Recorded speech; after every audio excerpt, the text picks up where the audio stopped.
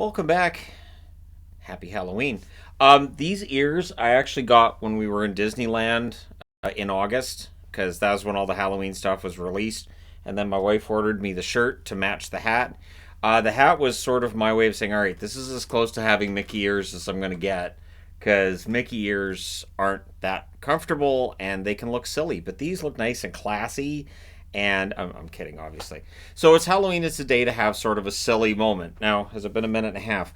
So I was watching a video today on game theory. And I do watch the theory channels, game theory, all the various theory channels. Matt Pat's awesome.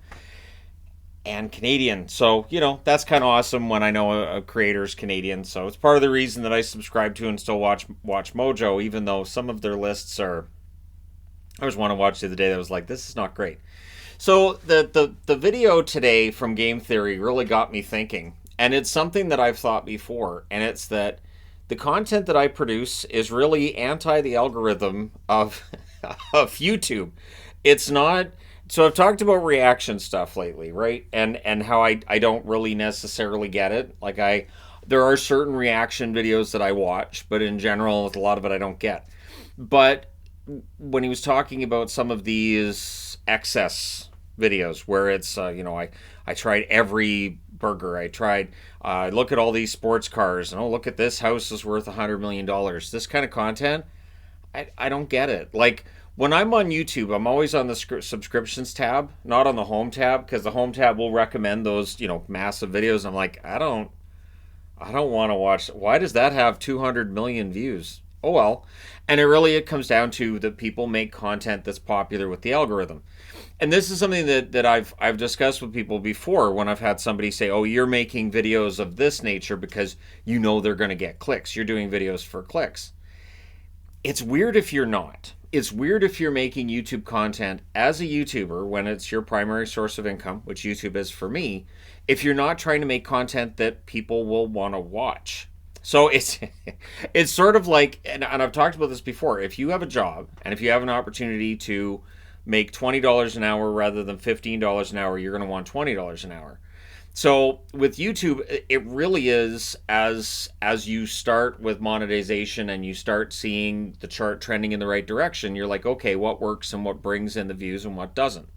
Now, there have been times on the main channel where I've done videos that aren't necessarily all that popular. I've also done videos on this channel that I know aren't going to work. When I would do those flash reviews, and that was some of the most fun I've ever had doing video in my life, I knew nobody was going to watch it. And I would always be like sort of disappointed on some level, but I'd think it's fine because someday somebody somewhere is going to look at these videos and go, I can't believe this idiot watched that show for years when he clearly didn't enjoy what he was watching. It's just part and parcel of me saying, okay, I'm going to watch this show to the end. I'm going to ride it out. I'm going to watch it till the end, and I'm going to document my misery. And if it warns off a couple people that this show isn't well thought out, then great, right? And again, there were some people that would watch those reviews and recaps and say, you know what, I agree with you, or some disagreed. I talked about movies before. People were like, well, they're just following the comic books, which then brings up the question of, should you always follow the comic books when you're adapting? Should you take creative license and make changes?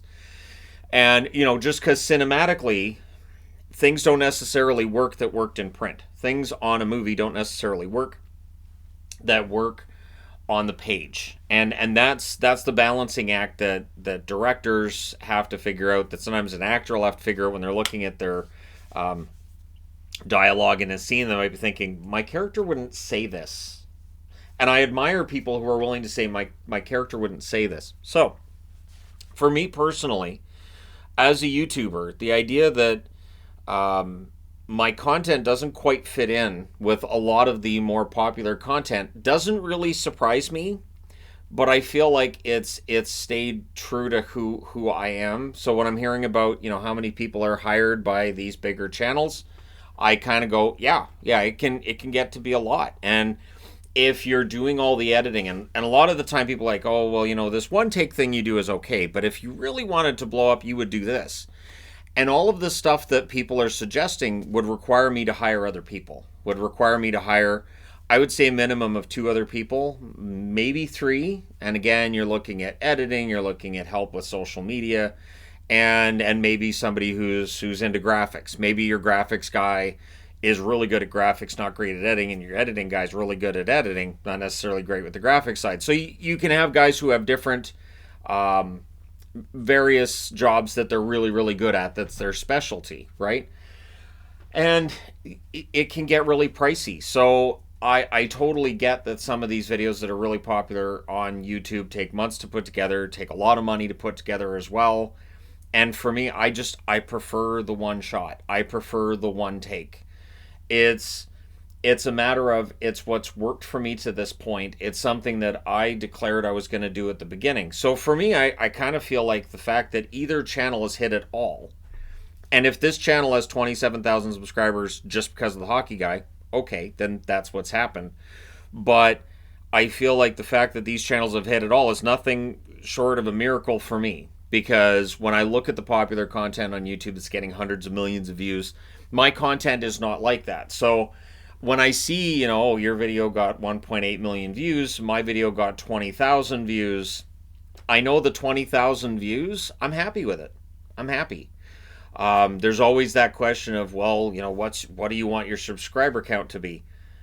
I don't really think about it. When the main channel started out, I remember thinking, well, at most I'll probably get 100,000 subscribers. I would be overjoyed with 50,000, but 100,000 is probably the max. I don't think it's going to go higher, and then it has. And it has twice. Now, if you look at the channel numbers right now on the Hockey Guide, they're dropping actually, and I'm happy. The whole bot thing that was going on over the weekend, they're now starting to weed those out. So I am working with people from YouTube who are looking on the back end to take out the numbers, the subscribers, and clean up my stats. And so what that'll do is it'll bring up my watch time per video, which big fan of that because that's something the algorithm looks at, and it'll fix the issues on the main channel. But on this channel, which again has passed 27,000 subscribers, that's more than I had expected for the entertainment guy when I started out, because again, this was the channel where I was going to talk about things that are not hockey, and that was it. And in this case, it's me saying that 27,000 subscribers that I have, people will look at that and think, it's not much of a channel. It's not much. There's not much there. I mean, how long has this channel been around? Oh, wow, for 7 years, and there's only 27,000 subscribers. That's not very much. But I look at it another way, which is the numbers are always going in the right direction, unless we post a rabbit video. If we post a rabbit video, guaranteed we lose 2 or 3 subscribers right away. It is the weirdest thing. If we post, and cat videos too, if I do a video with the cats, it drops. And that's where things are interesting to me too, because some of the most popular content on the internet is pet videos. But where those pet videos show up will determine how popular they are. I don't think my cats and rabbits are less cute than other cats and rabbits I see on the internet, but some cats and rabbits on the internet are quite famous. Mine are not. They're in my videos. People who watch my videos know who they are. But in terms of them on their own, yeah, there's no like, oh, there's a big bear following or big shadow following. It's just not there. Which I find interesting because some of those videos in some haunts of the internet would do quite well, but on this channel they don't. And it's one of those fascinating things. It kind of feels like between YouTube and Twitter and TikTok and Instagram and all of it, that it's this giant social experiment, and at some point in time, this guy's going to blink like 4 times, and everything's just going to reset, and we'll be told how we scored at the end of this. And it's going to be, all right, we're going to go back to how society was in the 80s, just because we feel that that's when it was the best. But hey, this was your score. You did this well during the era of bonkers, crazy, everything social. The funny thing too is that the videos that are really, really popular on YouTube are generally not the type of content that I watch. Which again, because of my age, I totally get it. The Matt Pat video about YouTube and the excess, and then talking about how YouTube gets kind of boring because all the content kind of becomes the same. The thing with that is, that's if you're just consuming the top content. So if you're going, okay, I'm going to consume the top content videos according to the algorithm and according to whatever else, Well, yeah, those videos are all going to be remarkably similar. But the jump cuts, I don't like them. I know my wife doesn't like them. The constant changing of the topic and let's go over here. Okay, that's 30 seconds. Let's go over here. I'm not wired that way. I'm not. So I can sit for 56 minutes and listen to Mike and Jay talk about Friday the 13th movies, and I find that endlessly entertaining. I think that the one thing I really do enjoy about the YouTube experience, and it's despite all of the other stuff, so the whole bot attack on the weekend, everything else, there are negatives. Obviously, there's all the troll stuff, which I've done a really good job of keeping down on this channel and on the main channel as well, because I like to have, an open discussion, rational discussion, and screaming and yelling in all caps and swearing at everybody else and you're stupid and you're an idiot and you're dumb. Yeah, that's not going to work. So I try to make sure that content isn't on the channel as much. I know there's still some there, but it just, again, it feels like that might be a generational thing too.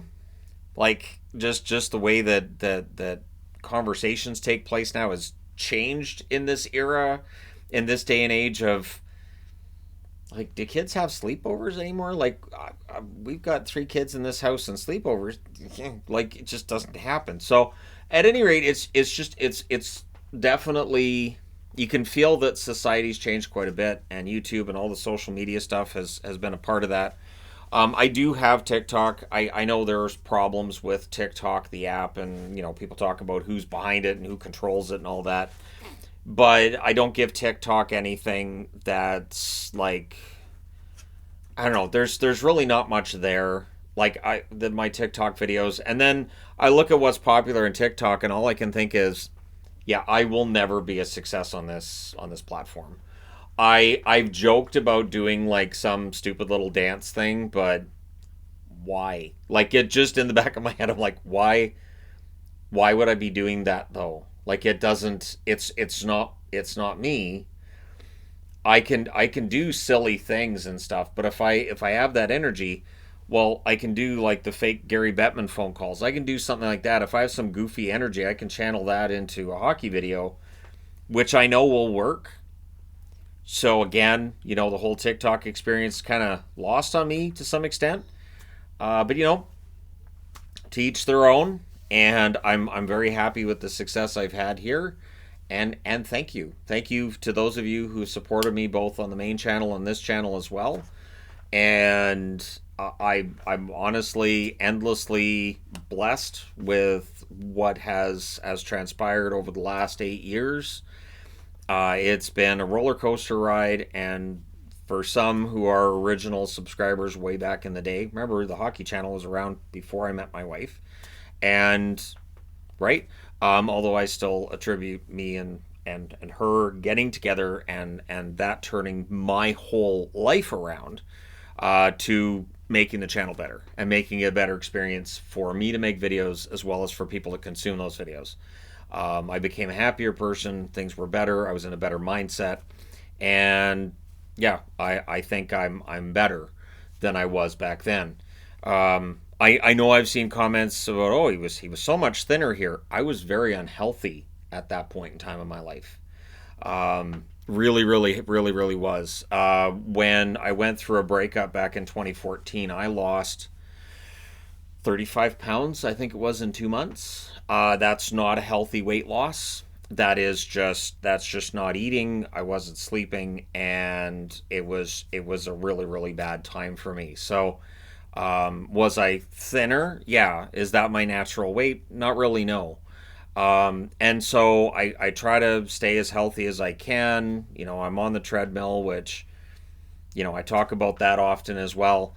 And I make sure too that I'm not overdoing it, so I'm not killing my ankles. I'm not, like, that's why I have an incline. I find if there's a 1.5% incline, I'm fine. But if it's higher, then it starts to hurt.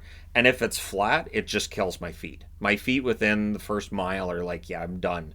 So pounding pavement, running on the road would be much more difficult. So I generally find the treadmill to be better. I know when I go out and I play street hockey, that first shift is hard. That first shift is like, okay, this is real pavement. I've got to pace myself a little bit better.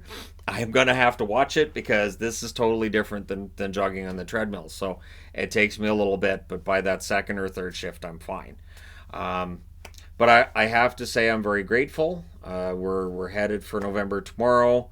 I had wanted to do something Halloween themed and something along those lines. I still may do something on horror movies. I know Yvonne and I need to do a list of our favorite bands that we've seen live. And the interesting thing is, your favorite band that you've seen live does not necessarily line up with your favorite band that you've seen or that you've listened to on CD, right?